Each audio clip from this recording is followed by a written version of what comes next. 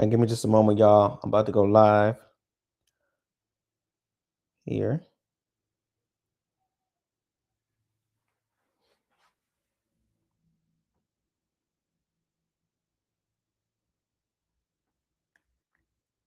There we go. All right, guys. I'm super excited to share with you guys something new, well, it's not new, it's been there since the beginning of time. And I'm excited because God downloaded this to me this morning.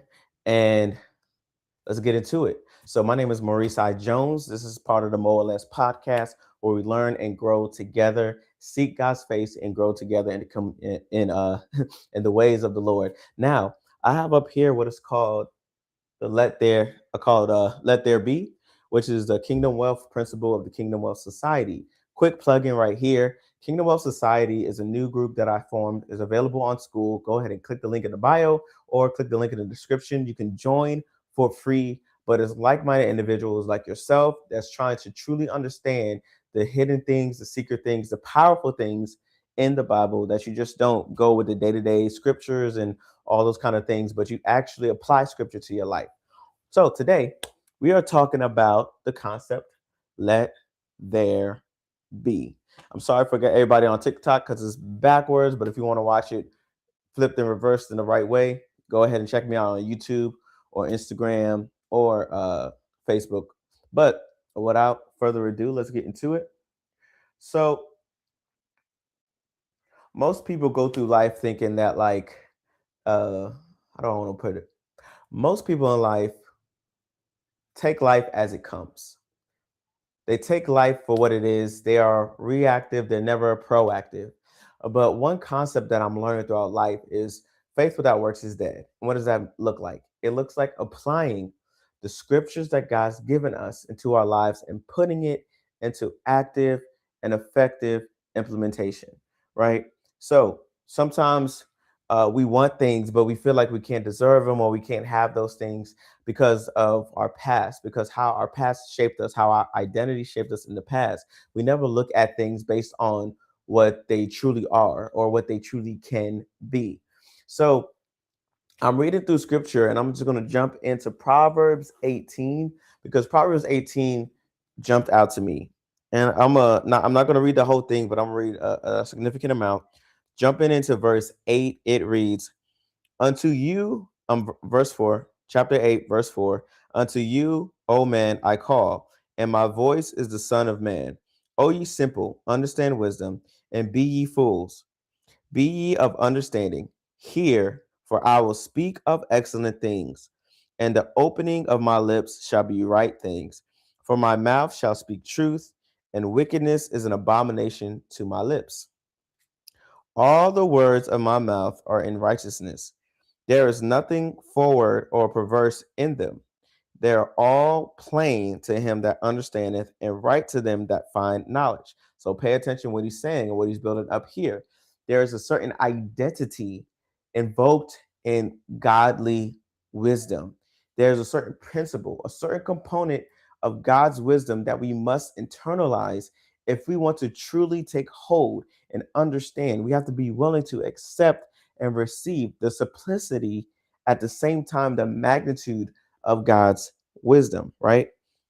They are all plain to him that understandeth, and right to them that find knowledge.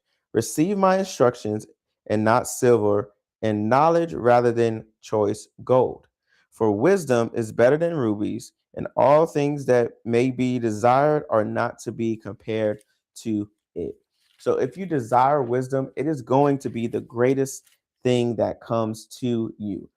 I was thinking of the Bible, the verse where, and this is where I'm going with this, Solomon, the wisest and wealthiest king to serve God, sought wisdom because his father taught him the principles of God. And so by following after his father's teachings, when he sought the Lord said, he asked of the Lord to give me wisdom so I can govern your people accordingly.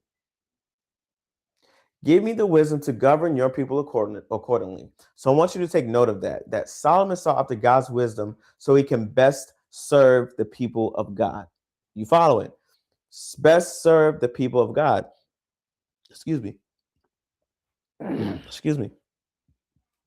So if we want to serve God's people, because again, one thing that I teach in the wealth in the Kingdom Wealth Society, when I teach in general, from what I've learned as well, is that the desire to help people will produce more reward than you simply trying to obtain wealth. If you just try to attain wealth to get rich quick, you're going to come to your demise. That is all throughout Proverbs. But if you seek first the kingdom and its righteousness, all the things will be added unto you. If you're seeking after wisdom, if you're seeking after godliness, and you're seeking after what God called you to do, which in most cases is to serve his creation. And in that, he'll supply every one of your needs. Now, this is the part that jumped out to me the most. Proverbs 8. I'm going to skip all the way down to 22. The Lord possesses me in the beginning of his way before his works of old. Before his works of old. When he started in creation, okay? You guys are following. I was set up from everlasting, from the beginning. Forever the earth was. So wisdom in itself was the mechanism God used to create. It was there with God in the beginning. He acknowledges the implementation of creation through wisdom. It says, when there was no depths, I was brought forth. And in the beginning, and we're going to go to Genesis so you can see how it compares. It says, when there was no depths, I was brought forth. When there were no fountains abounding with water, and we're going to see where he talks about this in Genesis. Before the mountains were set, before the hills was I brought forth. Wisdom was there in the beginning. While as yet he had not made the earth, nor the fields, nor the heights parts of the dust of the world. When he prepared the heavens, I was there. When he set a compass upon the face of the depths, when he established the clouds above, when he strengthened the fountains of the deep, when he gave to the sea his decree, when he gave to the sea his decree, he's talking about speaking life. And we're going to get to Genesis. When I was by him as one brought unto with him, and I was daily his delight, rejoicing always before him, rejoicing in the habitation part of his earth, and by delights were with the sons of men. Now therefore hearken unto me, O ye children, for blessed are they that keep my ways. Hear instruction, be wise, and refuse it not. Blessed is the man that heareth me, watching daily at my gates, waiting at the posts of the doors. For whosoever findeth me findeth life, and shall obtain favor of the Lord. You have favor with the Lord when you obtain this thing. But he that sinneth against me wrongeth his own soul. All the way that hate me loveth death. So the way to life and prosperity everlasting is maneuvering through wisdom. Now let's go back to Genesis so it can align. Okay, it said, in the beginning, God created the heavens and the earth was without form and void, and the darkness was upon the face of the deep. And the Spirit of God, the wisdom of God, the Spirit of God moved upon the face of the waters. And God said, let there be light. And there was light. I can close the book now, but I'm not.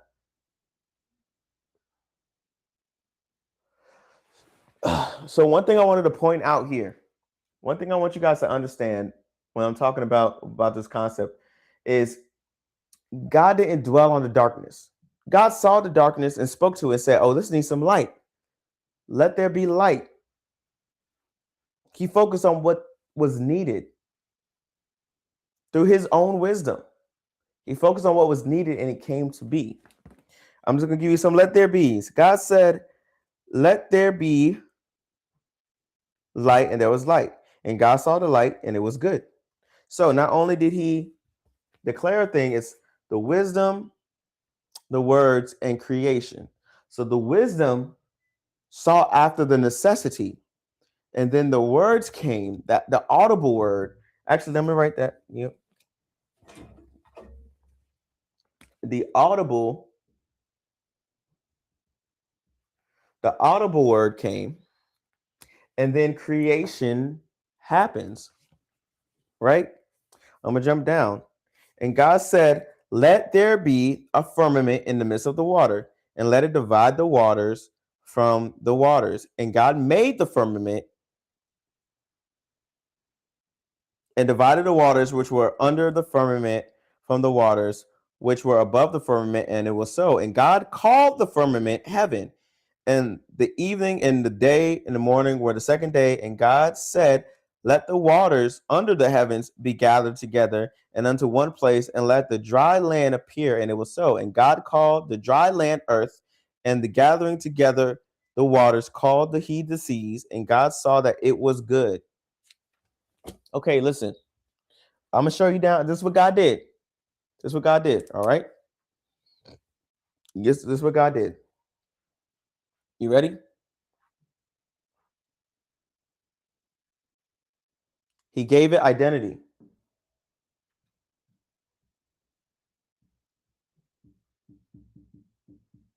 He gave it identity.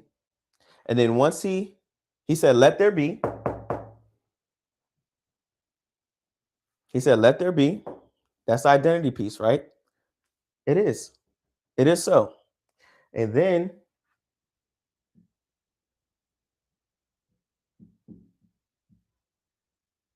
he spoke in faith. And then he spoke. Belief is a confidence. Belief is a confidence and assuredness that is going to be. You speak in faith, that belief, that audible confirmation, that belief. Then he took action. And then the results came. Another way to put this, a popular one, be, do.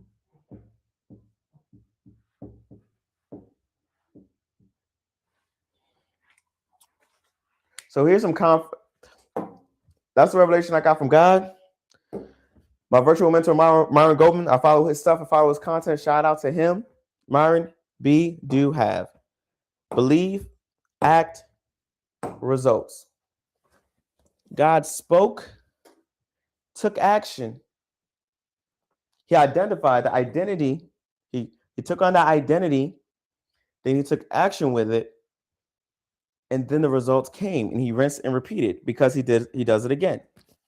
I'm gonna jump down. And where's the next one here? And I'm gonna skip down. God said, let there be lights in the firmament of the heaven. And this is where he created the sun and the moon, and he gave them instruction, as chapter 8 says, listen to the instruction and follow after the wisdom. So he gave instruction, right? Oh, this is good. Hold up. Let the earth bring forth the living creatures after its own kind, the cattle and such and such. So he goes on to say this, and let us make man in our image. Let there be all these. Let this happen. Let this happen. So you give him permission. You see what it is, and you said, okay, let there be a contract that comes my way. Let there be a business that I own. And let it have X, Y, and Z. And then you took X, Y, and Z, and you took action with X, Y, and Z. And because you took action with X, Y, and Z, it was good. So we have to have the confidence. We have to have the confidence to let things be. We have to go to God and seek after his wisdom, the principal thing. And once God downloads to us, we say, okay, then let there be. This morning, I'm gonna give a perfect example. One of the things that I do, I'm learning about real estate investing and going into that space. I said, let there be an opportunity for me to learn this. And then my brother who's in real estate calls me and he's like, I got this thing on the books. I said, okay, let there be a deal that I can close within the next 30 days. I wrote that down in my book. I said, let me close my first deal and let it be good. And now I'm working on that. Now I know there's a lot to it, but speaking in faith, The opportunity is on the books, is on the table, it's processing. And everything is happening the way it's supposed to because I am taking action. I am learning. I'm preparing. I'm speaking life. And then I am receiving from God what He wants for me in that time. Whatever God is giving you, I admonish you to just let it be and have it become the pattern. Have it become the pattern because when the animals produce after their own kind, when the produce produce after their own kind, when the night and day cycled, it produced something that I call the giving tree. Okay.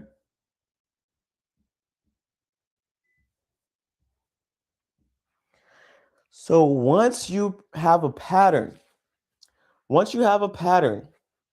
of living this cycle of creation, you don't just hold on to it. Some people stop at the receiving. But what produces abundant creation, one of the greatest principles throughout the Bible, that you don't even need to be a believer for this, is to be a generous giver. The principles of the Bible will state in Malachi and Matthew and various areas that basically the principle of giving, if you give, it shall be given to you abundantly back in return because no one can outgive God. So if you actually, because it goes back to the principle, why are you obtaining wealth? Why are you obtaining the thing? Why are you doing anything? To serve and better God's creation, to serve and better God's people. And then you give back to them. You give generously. Because when you give generously, then when the wisdom knocks at your door again and you take action with it, it's going to be more abundant when you give life to it. And when you give life to the thing and repeat the cycle of believing, taking action, and moving with the results, or you do have, is another way to put it. And then once you have secured that, you start the cycle over again with giving. Now that I'm learning this principle and it's quantifying my life, I'm giving it to you guys so it can enhance your life, so it can bless your life, so it can grow for you. It's a simple principle once you fully understand it. Now, once you take time to step out of your own way of thinking and really hone in on what God wants to teach us, it will change your life. Because we are so used to speaking negative over our life. We're so used to looking at our past and letting that quantify who we are. But I challenge you to change your identity. And if you need a little help with that, I have the Kingdom Wealth Society available in school where you can join us for free and learn actionable steps. I don't gatekeep. I give you straight from the Bible. I give you straight teaching that's going to help transform your life. If you need something more intensive, we have those things as well. But if you just need the basics, the life-changing principles that's going to change your life, it starts here. But sometimes people don't know where to go. So join a group of people that know where they're going or looking to know where they're going, and we can grow together. That's what the Kingdom Wealth Society is all about. And that's what the Kingdom systems in place. And just to kind of let you guys know, this is a system that I put in place. Once you rediscover your identity in God, then you move in that belief. Like, I'm a millionaire, I'm a wealth creator, I'm a real estate investor, I'm a successful business owner, I'm a franchise owner, I'm happily married. Whatever um, identity that you want to take on, you have to take on that identity in faith, in full belief. You have to be that thing. And once you become that thing, once you internalize it and receive it, it's happening in my own life, y'all, where everything is coming. Everything is coming, and I'm just letting it be. And as I let it be, it comes. But when it comes, I take action. A lot of times people pray for things, and when it's before them, it's like, okay, now what do I do?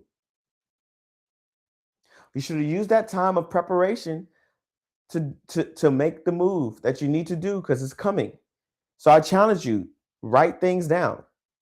Write it down as it comes. If you believe whatever it is that you're believing yourself to become, to be, write it down. And when you write it down, when it comes, you'll already be prepared. You will already be prepared. I told you about that leap of faith that I had to take when I transitioned out of my job. I had an opportunity to go fully into my business that I've been building for some time. Now I'm fully in that business, but because I prepared, I was able to leave with grace. And now that I'm on the other side, I'm not struggling. It's abundance, is blessed.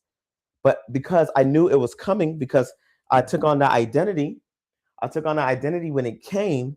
I was prepared. And now I'm in a place of peace. I'm in a place of prosperity and growth because I planned, I took action, and now I'm doing the results and I'm giving back out of that. So I encourage you guys to seek after the wisdom of God. As you seek God's wisdom, I understand this process. You can start with Proverbs chapter 8 and then compare that to Genesis. Read it for yourself and really understand the components of the let there be. God spoke intentionally. God wasn't just saying let there be. He said let there be. He wasn't just saying it just to say it. He was giving us the keys, or I call them the hidden secrets of the Bible. Now, if you want more hidden secrets of the Bible, go ahead, hit that like button, hit that subscribe button, follow me for more. Let's get into it.